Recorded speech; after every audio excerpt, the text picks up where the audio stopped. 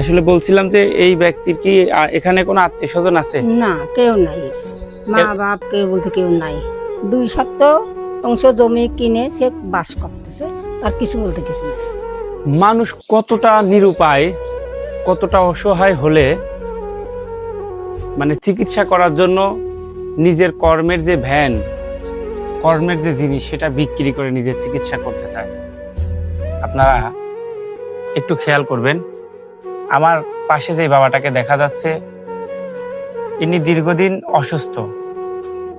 তার একবারে 700 টাকা ভিজিট দিবে এবং কিছু টেস্ট করার জন্য 2-4 হাজার টাকা লাগবে।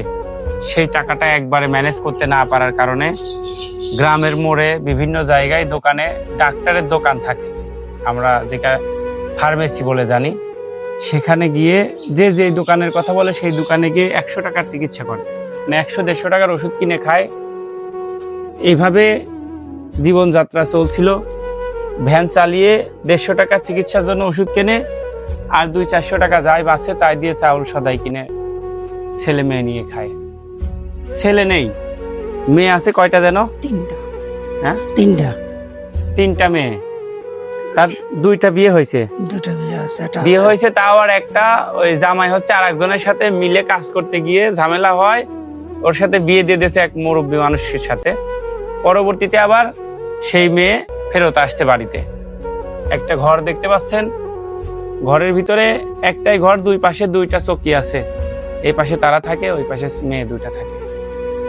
এভাবে জীবনযাপন চলছিল, কোনো সমস্যা নেই। কিন্তু অসুস্থ হওয়াতে, আপনারা একটু জুম করে কাছে নিয়ে এসে দেখাও, মুখটা ফুলে গেছে।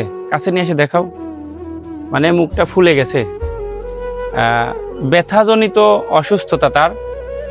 সেই ক্ষেত্রে আমরা ধরতে পারি কিডনি সমস্যা, কিন্তু এখনো বড় কোনো ডাক্তারের কাছে সে যায় নাই।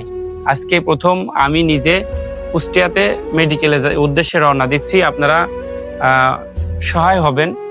আপনারা যারা ভিডিওটি দেখছেন অবশ্যই ভিডিওটি শেয়ার করবেন যাতে যারা সাহায্য করে তারা ভিডিওটা দেখে ভিতরটা একদম জ্বলে যায়, সাহায্য করতে বাধ্য হয়।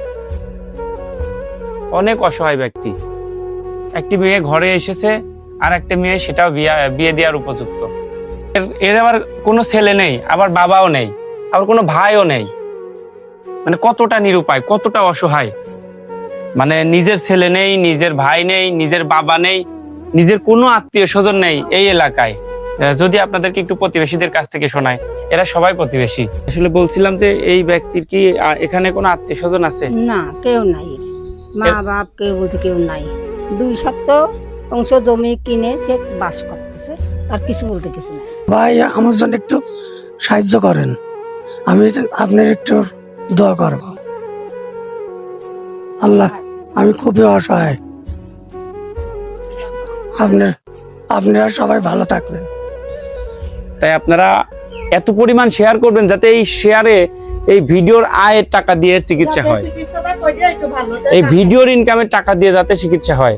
আপনি সাহায্য করতে না পারেন, আপনাকে সাহায্য করতে জোর করছি না, কিন্তু আপনার একটা শেয়ারের কারণে যদি কোনো সহৃদয় ব্যক্তি আমার ভিডিও দেখে তাকে সাহায্য করতে চান, কোনো রিপোর্টের খরচ দিতে চান, তাহলে অবশ্যই আজকে কুষ্টিয়া মেডিকেলে আসবেন। বেশি বেশি শেয়ার করে ভিডিওটি ছড়িয়ে দিবেন। ভালো থাকবেন। আল্লাহ হাফেজ।